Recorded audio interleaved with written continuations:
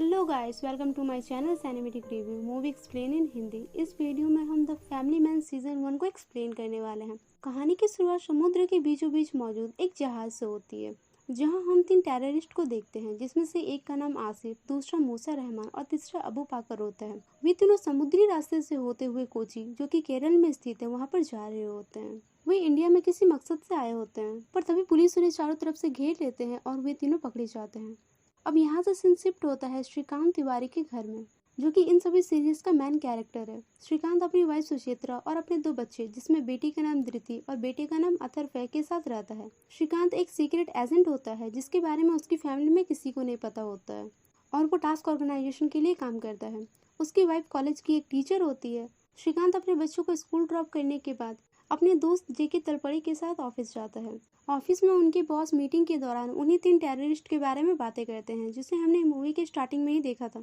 वे अब पुलिस की कस्टडी में होते हैं। उन्हें अब सीआईएफ की टीम हैंडओवर कर रही होती है और उन्हें सुपरवाइज करने के लिए उन्हें भी वहां पर भेजा जाता है। श्रीकांत और जेके के अंडर में एक नई मेंबर रिक्रूटेड होती है, जिसका नाम जोया होता है। फिर वे तीनों एयरपोर्ट चले जाते हैं, जहाँ पर वे सीआईएफ के टीम मेंबर इमरान पाशा से मिलते हैं। फ्लाइट लेट होने की वजह से वे सभी वहाँ पर वेट कर रहे होते हैं कि तभी श्रीकांत को अपनी बेटी के स्कूल से कंप्लेन आता है और उन्हें इमीडिएटली वहाँ पर बुलाया जाता है, और अगर वे वहाँ पर नहीं जाते हैं तो उनकी बेटी को स्कूल से सस्पेंड करने का ऑर्डर मिलता है। ये सुनने के बाद श्रीकांत को वहाँ जाना पड़ता है, जहाँ स्कूल की प्रिंसिपल उनसे बातें कर रही होती है कि तभी उसे बार बार कॉल आने लगता है कि वे तीनों टेररिस्ट अब लैंड कर चुके हैं, पर प्रिंसिपल उसे वहाँ से जाने नहीं देती है। तब श्रीकांत कुछ बहाना बनाकर वहां से चला जाता है, जिसकी वजह से उसकी बेटी को स्कूल से सस्पेंड कर दिया जाता है। वहीं दूसरी ओर वे सभी उन 3 टेररिस्ट को ले जा रहे होते हैं कि तभी वे अपनी जंजीरों को खोलकर उस वैन में मौजूद सोल्जर्स को मारकर वहां से भाग जाते हैं। ये देखकर कि पुलिस उन्हें पकड़ने के लिए उनका पीछा करने लगते हैं। इसी दौरान पासा 2 टेररिस्ट को शूट भी कर देता है, और आखिरी बचा टेररिस्ट, जो कि काफी जख्मी हालत में होता है, उन सबसे बचते हुए एक घर में जाकर के छिप जाता है। श्रीकांत को जब ये पता चलता है तो वो पासा पर काफी गुस्सा करने लगता है, क्योंकि उन्हें वो टेररिस्ट जिंदा चाहिए थे, पर पासा 2 को तो मार चुका था और तीसरे को मारने के लिए स्पेशल फोर्स मंगवाया होता है। तब श्रीकांत सबसे कहता है कि वो खुद उसे पकड़ने के लिए अंदर जाएगा, किसी को भी शूट करने की जरूरत नहीं है, और वो अंदर चला जाता है, जहाँ मूसा उससे कहता है कि मैं कोई टेररिस्ट नहीं हूँ और ना ही मैंने कुछ किया है। श्रीकांत उसकी बात मान लेता है और उससे कहता है कि अगर तुम खुद को सरेंडर कर दोगे तो हम तुम्हें छोड़ देंगे। ये सुनने के बाद मूसा खुद को सरेंडर कर देता है। चूंकि मूसा काफी जख्मी हालत में होता है तो उसे इलाज के लिए हॉस्पिटल ले जाया जाता है। अब यहाँ से सीन शिफ्ट होता है पाकिस्तान के बलूचिस्तान में, जहाँ पर हम मेजर समीर और फैजान को आपस में बातें करते हुए देखते हैं। वे कहते हैं कि उन्होंने जिन लोगों को वहाँ भेजा था वे अब हिंदुस्तानियों के कब्जे में हैं। अब उन्हें एक नए आदमी की जरूरत है जो पहले से ही हिंदुस्तान में मौजूद हो और उनके मिशन को अंजाम तक ले जाए। दरअसल वे लोग हिंदुस्तान में जंग का ऐलान करना चाहते हैं। उन्होंने इसके लिए कई बार कोशिश भी की थी, पर हिंदुस्तानियों ने हर बार उन्हें नाकाम कर दिया था। इसलिए वे अब कुछ बड़ा करना चाहते हैं, जिससे हिंदुस्तानियों का खून खौल उठे और वे जंग के लिए तैयार हो जाए, और इसी का फायदा उठाकर वे पाकिस्तान का तख्ता पलट करना चाहते हैं। इस मिशन को वे मिशन जुल्फिकार का नाम देते हैं। ये सुनकर फैजान उससे कहता है कि हिंदुस्तान में एक लड़का है जो इस मिशन को अंजाम दे सकता है, और वो है साजिद। अब हम उसी लड़के को देखते हैं जो कि एक स्कूटर में बॉम्ब लगाकर उसे शहर के बीचों बीच रख देता है। अगली सुबह जब पुलिस को इस बारे में पता चलता है तो इंडियन सिक्योरिटी फोर्सेस की टीम उसे डिफ्यूज करने की कोशिश करते हैं कि तभी वो बम अचानक से ब्लास्ट हो जाता है। इस ब्लास्ट के बाद टास्क में हलचल मच जाती है कि उन्होंने उस ब्लास्ट को होने से पहले क्यों नहीं रोका, जबकि टास्क का मिशन होता है इस तरह के अटैक को होने से पहले रोकना। टास्क के हेड कुलकर्णी उन सभी ऑफिसर्स को ऑर्डर देते हैं कि वे जल्द से जल्द ये पता लगाए कि वो ब्लास्ट किसने करवाया है।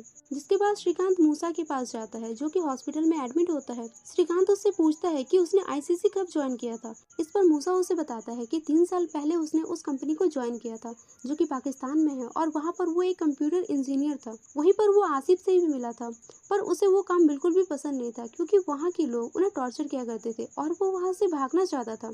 वही जब उसे पता चला था कि आसिफ इंडिया में कुछ मिशन प्लान कर रहा है, तो वो भी उसके मिशन में शामिल हो गया इंडिया वापस आने के लिए। श्रीकांत जब मूसा से उस मिशन के बारे में पूछता है तो वो कहता है कि उसे नहीं पता। वो जब भी आसिफ से इस बारे में पूछता था वो कहता था कि कुछ बड़ा होने वाला है, पर अब तो आसिफ की मौत हो गई है, यानी ये मिशन अब फ्लॉप हो गया है। तब श्रीकांत उससे कहता है कि आसिफ अब भी जिंदा है और वो कोमा में है। अब हम पाकिस्तान का सीन देखते हैं, जहाँ पर मीटिंग के दौरान सभी मिशन जुल्फिकार के बारे में बातें करते हैं। वे जल्द से जल्द इस मिशन को सफल बनाने में लगे होते हैं और इस बार वे कोई गलती नहीं करना चाहते थे। वही पुलिस भी ये पता लगाने की कोशिश करते हैं कि आखिर वो ब्लास्ट किसने करवाया था। तब उन्हें विक्टोरिया कॉलेज के 4 लड़कों पर शक होता है, जिसमें साजिद भी शामिल होता है, पर श्रीकांत उन्हें देखने के बाद छोड़ देने को कहता है। अब हम सूची को उसके कलीग अरविंद के साथ देखते हैं, जो कि सूची को अपने कंपनी में काम करने के लिए कहता है, पर सूची उसे मना कर देती है। वहीं सूची श्रीकांत से जब इस बारे में बात करती है तो वो भी इस जॉब के लिए उसे मना कर देता है। वे दोनों बात कर रहे होते हैं कि तभी श्रीकांत को रेड का मैसेज आता है। ये उनका एक कोड वर्ड होता है, यानी कोई इमरजेंसी आ गई है। वहीं उन्हें ये पता चलता है कि उस ब्लास्टिंग में 3 आदमियों का हाथ है, जो कि एक ही गेमिंग कंपनी में काम करते हैं। ये जानने के बाद वे सभी उस कंपनी में जाकर के उन तीनों को पकड़ लेते हैं और उन तीनों से पूछताछ करते हैं। काफी देर तक पूछताछ करने के बाद उन्हें विक्टोरिया कॉलेज के एक ड्रॉप बॉक्स के बारे में पता चलता है और उन्हें ये भी पता चलता है कि उस बॉम्ब को ब्लास्ट करने वाला विक्टोरिया कॉलेज का ही एक स्टूडेंट है। फिर वे उस ड्रॉप बॉक्स पर नजर रखना स्टार्ट कर देते हैं। कई दिनों तक नजर रखने के बाद वे करीम नाम के एक लड़के को, जो कि विक्टोरिया कॉलेज का ही स्टूडेंट है, उसे उस ड्रॉप बॉक्स का यूज करते हुए देखते हैं, जिससे कि उस बॉम्ब ब्लास्टिंग का सारा शक उस पर चला जाता है और भी उसका पीछा करने लगते हैं। उसके प्लान को जानने के लिए श्रीकांत की टीम करीम के कमरे में जाकर एक कैमरा लगा देते हैं, जिससे उन्हें ये पता चलता है कि करीम अपने साथियों के साथ मिल करके कुछ बड़ा। तभी वहाँ का सिग्नल कट हो जाता है। ये देख करके श्रीकांत अपने एक टीम मेंबर को वहाँ भेजता है, पर जब तक कि वो वहाँ पर पहुँचता वे तीनों वहाँ से निकल चुके होते हैं। उनका फोन भी स्विच ऑफ होने की वजह से वे उन्हें ट्रैक नहीं कर पाते हैं। तब श्रीकांत अपने बॉस से पूरा मार्केट खाली करवाने की परमिशन मांगता है। साथ ही वे रियाज के कमरे की तलाशी लेते हैं, जहां उन्हें उसका लैपटॉप मिलता है। वे उसके लैपटॉप को खोलने की कोशिश करते हैं। इसी बीच श्रीकांत सूची को कॉल करता है। तब सूची उससे कहती है कि वो अभी किसी काम से बाहर आई हुई है, घर जाने के बाद वो उससे बात करेगी। ये सुनकर श्रीकांत को अपनी वाइफ पर शक होने लगता है और वो उसके फोन को ट्रैक करता हुआ वहाँ पर चला जाता है, जहाँ वो सूची को अरविंद के साथ देखता है। सूची उससे बताती है कि अरविंद उसका फ्रेंड है और वो अपने नए जॉब के बारे में डिस्कस करने के लिए यहाँ पर आई है। ये जानने के बाद श्रीकांत वहाँ से चला जाता है। वहीं मूसा हॉस्पिटल में उसकी देखभाल कर रही नर्स मैरी को पसंद करने लगता है और उसी के फोन का यूज करके वो अपने टीम मेंबर को ये बताता है कि वो 2-3 दिनों के अंदर यहाँ से निकल जाएगा। वहीं दूसरी ओर श्रीकांत की टीम रियाज के लैपटॉप में मौजूद एक वीडियो को देखते हैं, जिससे उन्हें ये पता चलता है कि वे MP देशपांडे के घर पर अटैक करने वाले हैं। ये जानने के बाद वे MP देशपांडे के घर तक पहुंचने वाले सारे रास्तों को ब्लॉक कर देते हैं, जिससे करीम पकड़ा जाता है। पुलिस उनके 2 साथियों को गन से शूट कर देते हैं। ये देखकर करीम वहां से भागने लगता है और वे सब उसका पीछा करते हैं। करीम जब ये देखता है कि उसके पास बचने का कोई रास्ता नहीं है, तो वो एक पुरानी गाड़ी में छिप करके एक वीडियो रिकॉर्डिंग करता है, जो कि उसकी गर्लफ्रेंड के लिए होता है, और वो उसी गाड़ी में रख करके वहां से भागने लगता है। तब पुलिस उसे भी गोली से शूट कर देते हैं। लेकिन बाद में जब ये उसकी गाड़ी की तलाशी लेते हैं, तब उन्हें ये पता चलता है कि करीम कोई टेररिस्ट नहीं है और ना ही वो कोई ब्लास्ट करने वाला था। वो तो बस MP देशपांडे को बीफ खिलाने के लिए ले जा रहा था, क्योंकि MP देशपांडे मुस्लिमों का विरोधी था। ये जानने के बाद वे सभी काफी हैरान हो जाते हैं। श्रीकांत इतना ज्यादा गिल्ट फील करने लगता है कि वो सारा का सारा दोष अपने ऊपर ले लेता है कि ये मिशन उसी का था और उसी की गलती की वजह से 3 मासूमों की जानें गई है।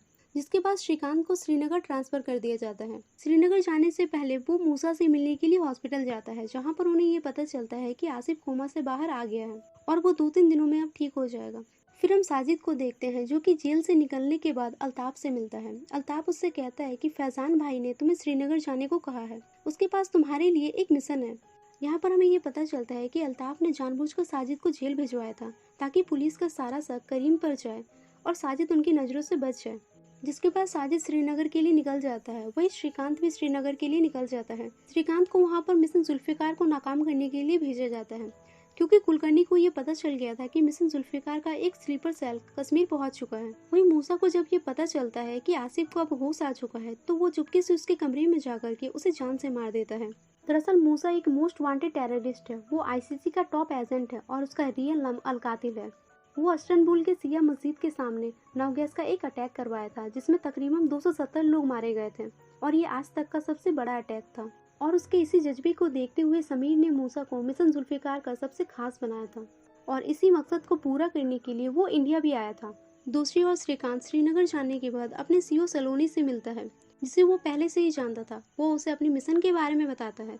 फिर वे सभी मिल करके मिशन जुल्फिकार के बारे में पता लगाते हैं। तब उन्हें इस मिशन में शामिल 3 लोगों के बारे में पता चलता है, जो हो न हो इस मिशन में जरूर शामिल होगा। पहला बसारत, दूसरा फैजान और तीसरा अल कातिल। बसारत जो कि कश्मीर में होता है, पर जब ये उसे ढूंढने के लिए जाते हैं तो उस वक्त वो वहाँ पर नहीं होता है। वही फैजान अफगानिस्तान में था और अलकातिल जिसकी आंखें मूसा से मैच कर रही थी। श्रीकांत जब उसका पूरा डिटेल निकालता है तब उसे ये पता चलता है कि मूसा उन सभी टेररिस्ट में से एक है। ये जानने के बाद वो तुरंत जेके को फोन करता है और उन सभी को अलर्ट होने के लिए कहता है। वो हॉस्पिटल की सिक्योरिटी बढ़ाने को कहता है और अपनी टीम के कुछ मेंबर को भी वहाँ पर भेज देता है। पर तब तक मूसा के आदमी वहाँ पर पहुँच चुके होते हैं और वहाँ पर मौजूद सभी लोगों को मारकर वे मूसा को बाहर निकाल लेते हैं।